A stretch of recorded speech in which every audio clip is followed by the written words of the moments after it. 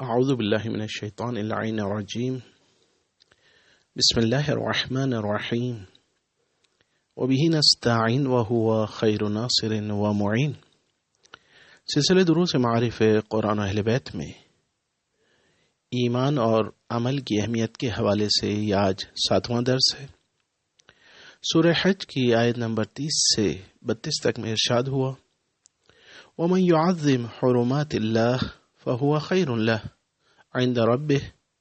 وَأُحِلَّتْ لَكُمُ الْأَنْعَامُ إِلَّا مَا يُتْلَى عَلَيْكُمْ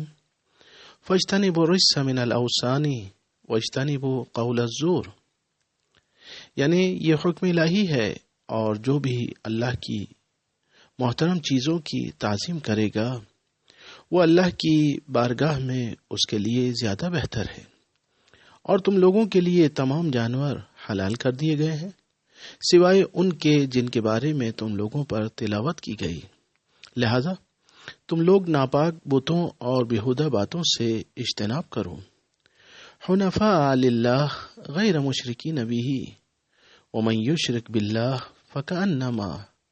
خر من السماء فتخطفه الطیر او تہوی بہ الریح فی مکان سحیق، یعنی مذکورہ عبادات مخلصانہ اللہ کے لیے ہوں بغیر کسی کو اس کا شریک قرار دیے ہوئے، اور جو بھی اللہ کا کسی کو شریک قرار دیتا ہے وہ آسمان سے گرنے والے اس شخص کی مانند ہے جسے یا راستے میں پرندے کھا جائیں یا ہوا اسے کسی دور دراز جگہ پر لے جا کر پھینک دے۔ ذالک ومن یعظم شعائر اللہ فإنما من تقوی القلوب، یہ فیصلہ ہے، اور جو بھی اللہ کی نشانیوں کی تعظیم کرے گا تو یہ قلوب کے تقوی کی نشانی ہوگی۔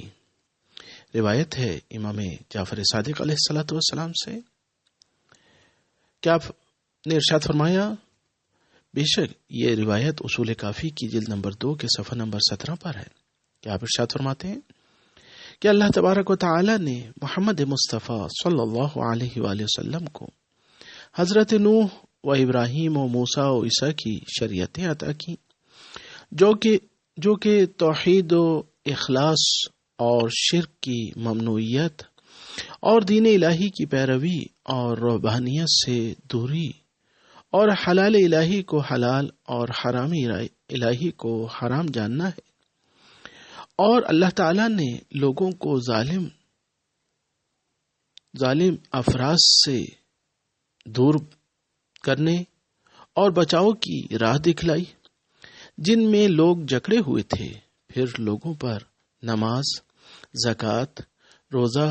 حج اور امر بالمعروف و نہی عن المنکر اور حلال و حرام اور ارث و حدود الہی اور دیگر واجبات اور جہاد فی سبیل اللہ کو فرض قرار دیا، جن پر عمل کرنا لوگوں پر واجب ہے۔ وآخر دعوانا ان الحمد للہ رب العالمین۔